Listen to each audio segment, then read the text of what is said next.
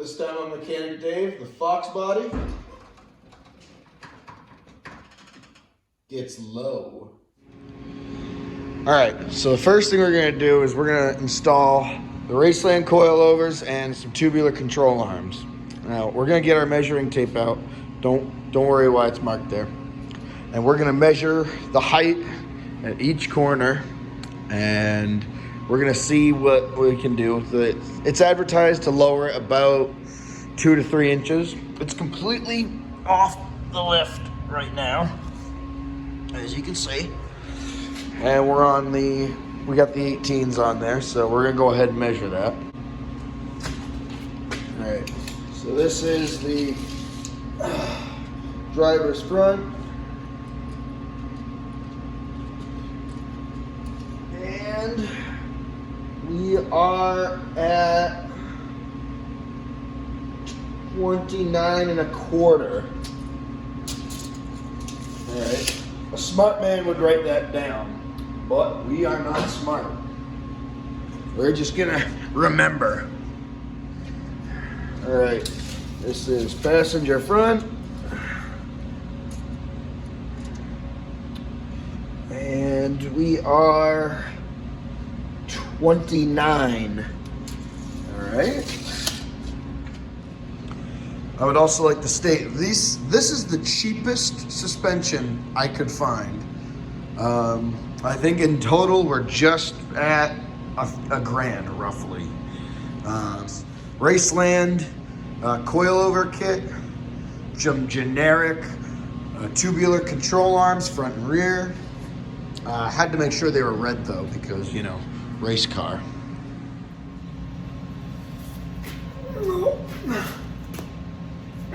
All right, what you're actually going to want to do first is unlock the steering wheel. All right, now on this 84, you're going to be using an T45. You're just going to break them out. Boom. Like butter. That's what you want. Oh, it's because we were smart and put anti-seize on.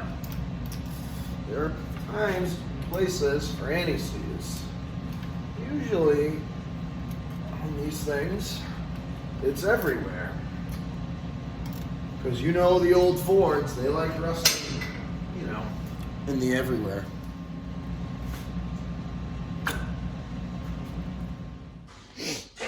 Once you get that dust cap off, come on, you're gonna want to take this cotter pin out. There we go. Put that aside, don't lose it. Probably shouldn't reuse it, but we're going to anyways. And then you get that cap off of there. Cool. This side has a nut. Bada bing, bada boom. Unscrews just like that. Then you have a washer with a thing on it. That thing goes in a keyway. And then you get your wheel bearing out. Don't worry, we'll re-grease it. And then, just like that, your rotor comes off.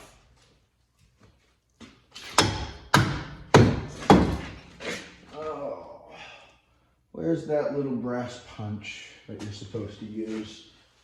Oh, this will suffice. Even though it says right on it, for lineup use only. But I don't give a shit. Go right in the center. And just give her a little. All right, you see? Oh, you wanted to take some tension off? That can be a little scary the first time you do it. This spring has a fuck ton of tension, and this thing is completely blown out. So nothing's really doing anything good for us here. So now we're just gonna crank this up until we're just loosened up a little bit. All right. Spring. Oh yeah, that one doesn't even come back down. So that's junk. Move it just up and out of the way. Yeah. Oh my goodness, it actually does come down. It's a Christmas miracle. All right, so now you're just gonna wanna let this thing down slowly, and eventually the whole thing will just boop, go like that, and then you just work your spring out like this.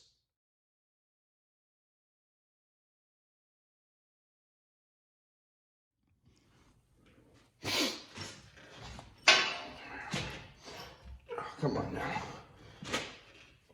Oh, I'm stuck in the ball joint of all things. Get that stupid thing out of the way.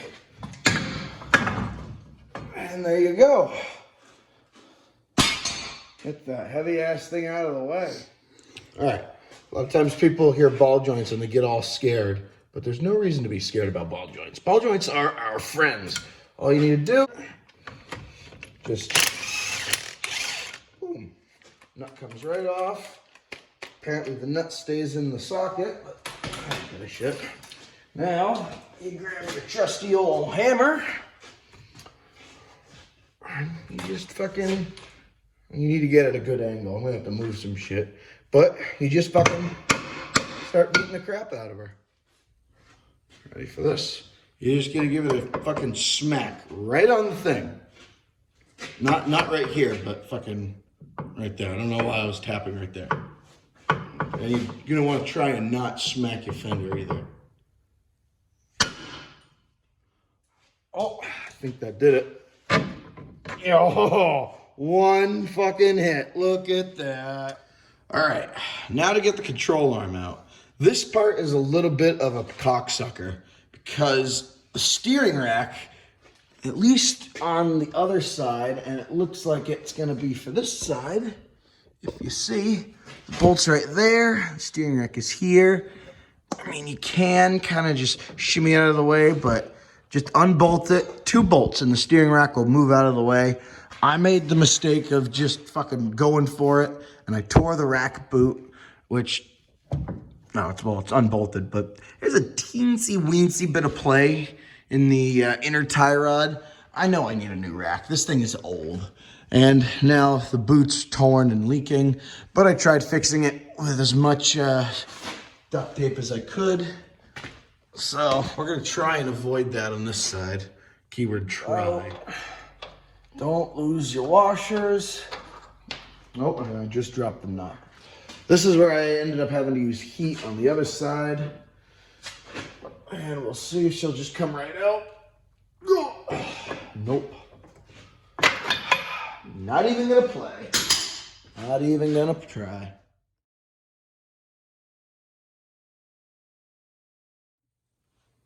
And just like that, fucking butter.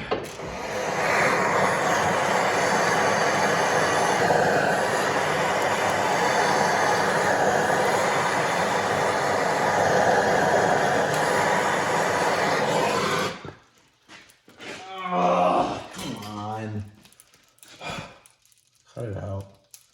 You don't need to worry about your car being on fire. That just means the bolt might be warm enough to break free. Oh. Yeah, that's what that means. And now you remove the control arm.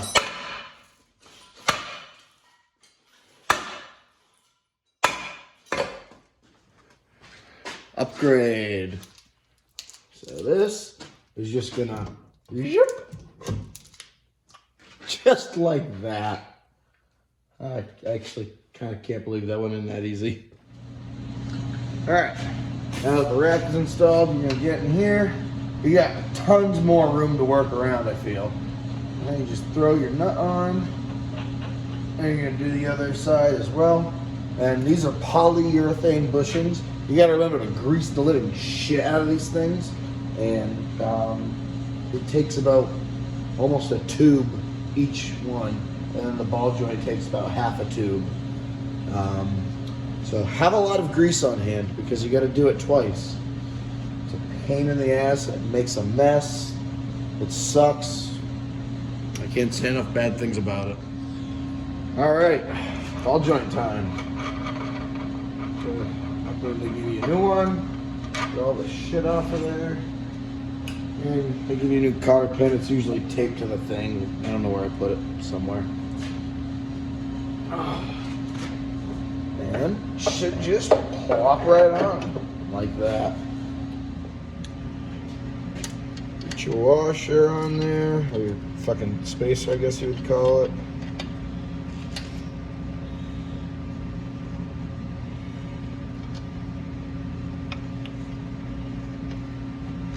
And get that going.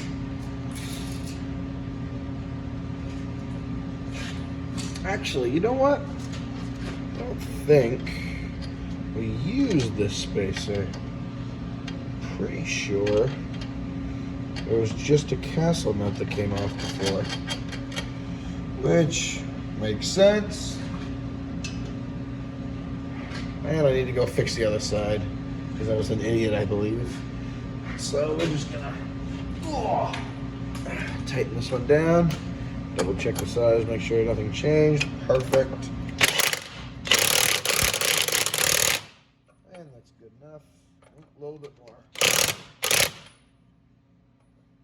I think that's good enough for a solder pin. I don't know about you. Get this shit out of there. And you also need to add the grease fitting, or Zerk fitting, as some people call it, which also comes in this little cocaine bag. All right, in the engine bay. So if you look over there, you can see I actually Sharpied around, and you can see where it's not painted. But notice the direction of the bolts. Over here, it's reversed. So I like to mark it. You know, you can never be too careful. But there's also these numbered holes that are supposed to help you. Like I said, we're not doing a camber caster kit. So now you're just gonna unbolt this shit, drop the strut down, and we're gonna get to building a coilover. All right, strut is unbolted, and it should just basically just fall right out. That's it, I'm getting a hammer. Where's me mallet?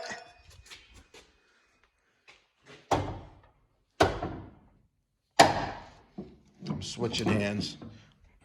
Use your strong hand. And it's gone.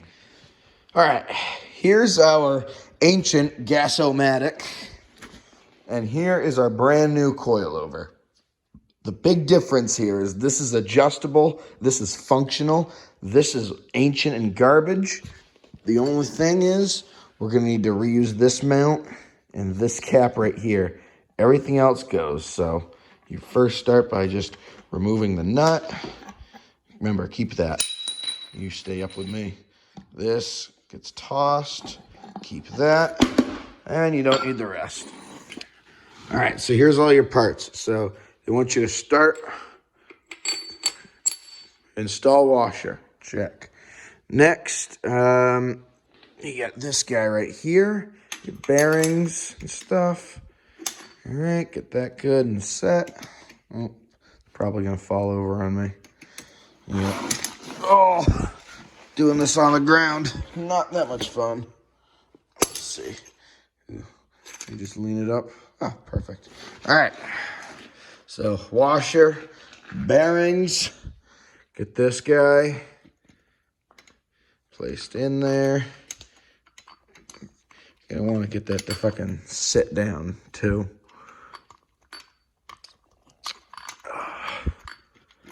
God damn it.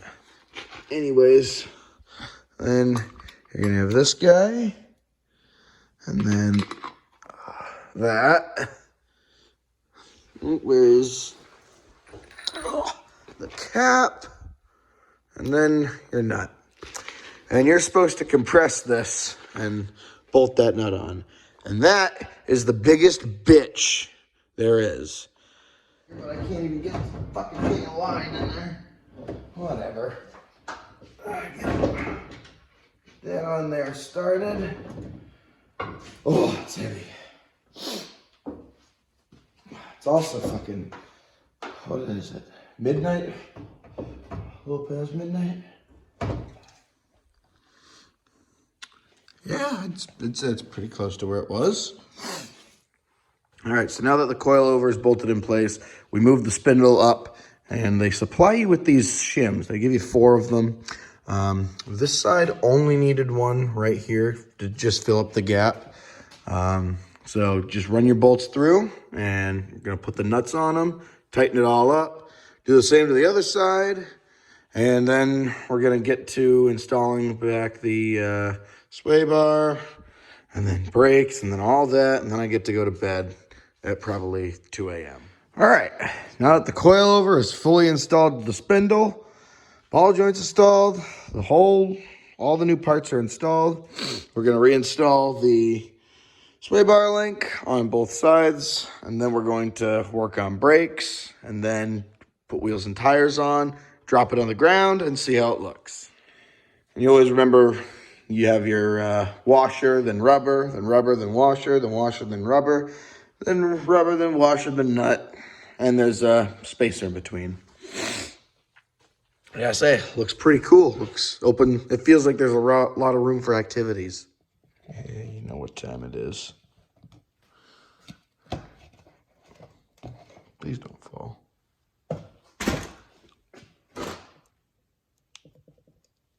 Yeah, it's bearing packing time, baby.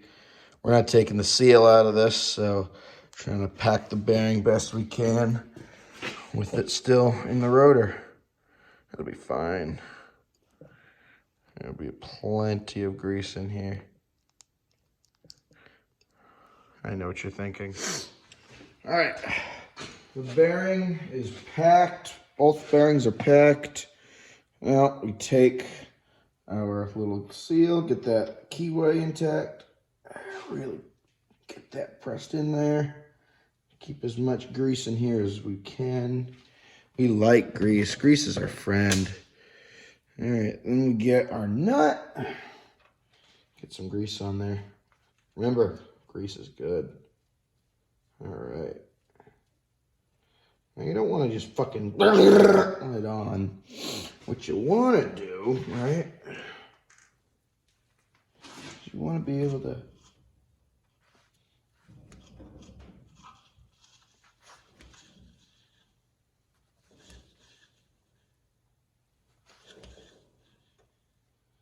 just so you can feel some resistance. We're good. Yeah. And we got our cap right there. Everything's nice and clean. Well, in a relative sense, there's no foreign debris entering the grease. That's going to wipe out our bearing.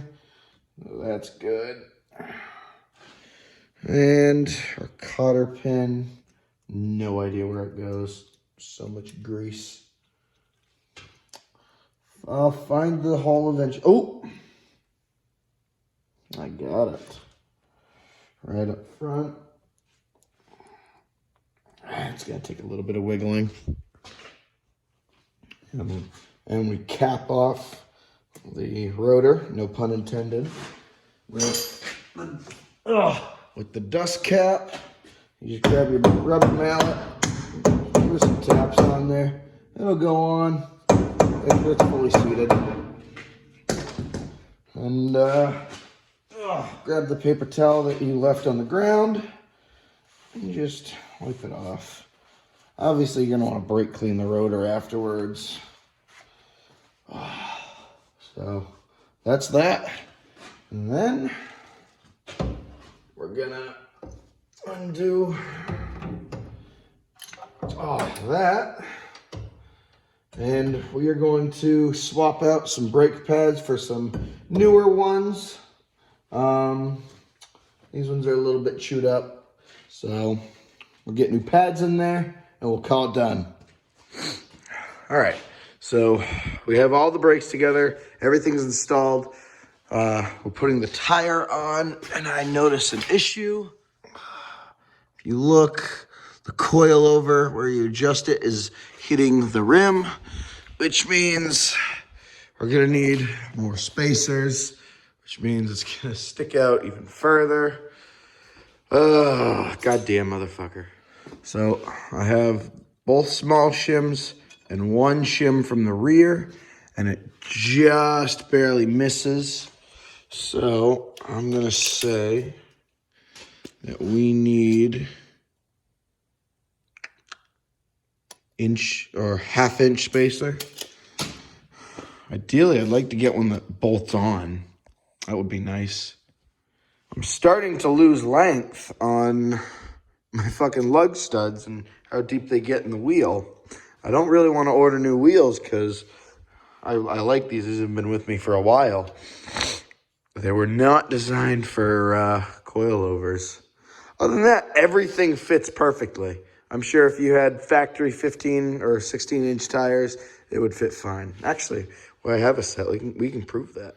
So it turns out you can't buy a half-inch spacer. So I bought a 1-inch spacer that's going to bolt on. It's going to bolt on here, and then it's going to have studs that come out. And it's all 1/2 by 20, so our tuner lug nuts will work on that. And that'll give us just enough clearance to clear the coil over. And it'll get me these. I can use them in the rear if I need to. So I don't think I'm going to be able to set it on the ground. I'll try and set it on the ground, but it's not going to be drivable. After all that work, I can't even put the car on the ground because it hits and then the wheel lip sits right below this, so it'll fuck up a bunch of shit, and I really don't want to. So we're gonna have to wait until the 28th. It's the 22nd, I think it is now. So I can't even put the car on the ground, unfortunately. But 1-inch spacers won't look ridiculously retarded, I guess, I hope. But the coilovers went in pretty good. The lower control arm went in pretty good. I mean, it was all relatively easy shit. It's just very, very time consuming and exhausting. So I think it's like 2:30 right now. I'm gonna go to bed. All right. So we have the car kind of lowered down. I fucked up with this whole filming thing. I got the spacers on. I started to put everything on and check clearance.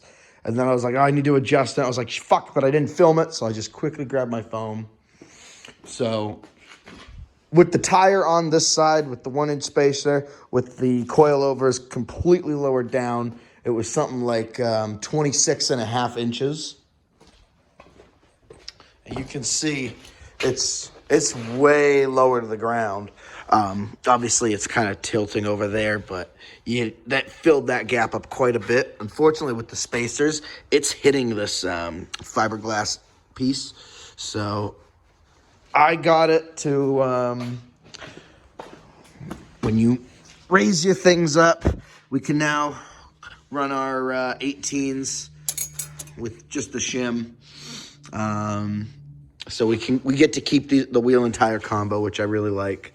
So, but it really was like this low to the ground. Like, it was super easy. You just lean right into the engine bay. So, but right now we are adjusting. So, Raceland gives you the tools to do it. Unfortunately, we're not going to be running these 1-inch spacers, so there goes $75. But who knows? Maybe they'll go in the rear, you know, or maybe they'll just get thrown in the shelf and never used again, or used for some funny project. Who knows? That's a good height. So we adjusted this side about to the halfway point. So there's the top, there's the middle, there's the bottom.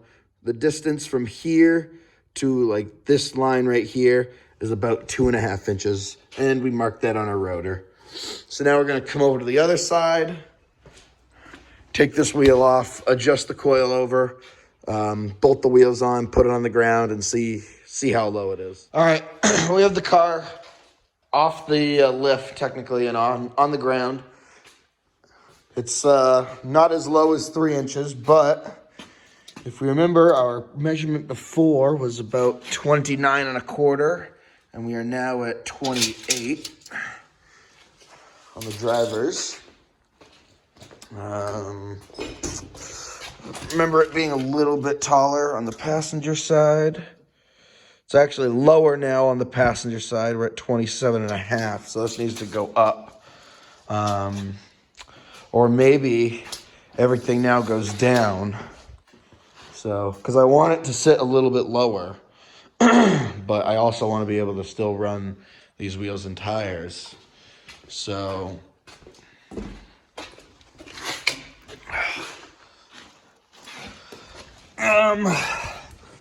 let's see. Can't really see all that well. Let me turn on the flash. Yeah. So you can see it's kind of tight right there. So we have. All right. So we're gonna measure that real quick. So I've got about 1 3/4 of an inch clearance until I start hitting the wheel with the adjustments. So we're gonna go up, try and lower it and stay within. I think we're gonna lower it. I'm gonna try for another inch. I would like it lower in the front, so we'll see what we can do. All right, so we still don't really have a lot of room to move down. It's rubbing on the tire. And I feel like when the tire is compressing, it's gonna kick that sidewall out just a little bit and rub. So we took the thick spacer or the thick shim from the rear. I'm actually gonna try putting the spacers on the rear because we have had issues with it just hitting the quad shock with the slicks. So we'll see, we'll check the stance, I'm just checking everything out, all the possibilities and trying everything. All right, so we put the larger space or shims in the front, and we gained a little bit of clearance. It's really close still. We're just riding that little fucking area before we're rubbing on the rim. So we're gonna go ahead and lower it that much, and hopefully the other side's roughly the same. I put the 1 inch spacers in the back. It kicked them out quite a bit. So hopefully we're gonna measure in and out on both sides and see what our horizontal wheelbase is, I think, is what I'm trying to figure out. And we have a brand new steering rack and tie rods coming in tomorrow. So we'll get that fixed, get this whole thing aligned, and then it'll have mostly all new front suspension with the exception of the sway bar is old school. It's not from an 84 because it's too thick, but it's got new bushings. Oh, we're leaving the brakes completely stock. Yeah, that's right. Forgot about that. So running into a similar issue on this side. Yeah, it kind of does that. It's not supposed to.